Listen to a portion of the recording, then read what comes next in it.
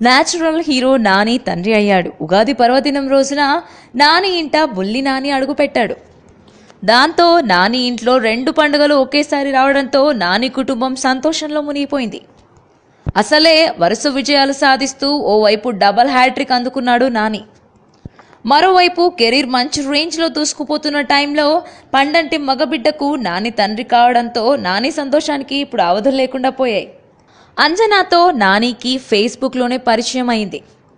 ఆ పరిచయం కాస్త ప్రేమగా మారింది. కానీ ఇండస్ట్రీలో తనేంటో ప్రూవ్ చేసుకున్నాకే అంజనాని పెళ్లి చేసుకుందామనుకున్నాడు నాని.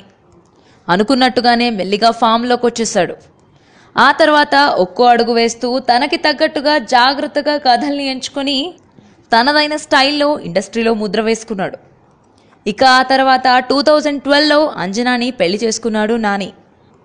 ఉగాది రోజున వారసుడు పుట్టడంతో ఇరు కుటుంబాలు చాలా సంతోషంగా ఉన్నాయి.